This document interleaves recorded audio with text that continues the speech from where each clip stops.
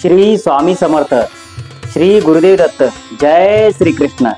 भगवद्गीतेमधील अध्याय क्रमांक 7 ज्ञान विज्ञान योग, श्लोक क्रमांक 21।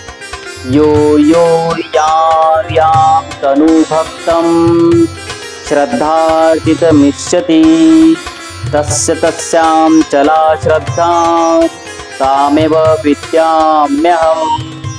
अर्थ आहे, जे व्यक्ती जे मनुष्य सकाम भक्तिभावाने ज्या स्वरूपातील देवाला, म्हणजे काही लोक दगडामध्ये, तर काही लोक झाडामध्ये, तर काही तलावात, त्या स्वरूपाची भक्तिभावाने भक्ती करतात, पूजा करतात।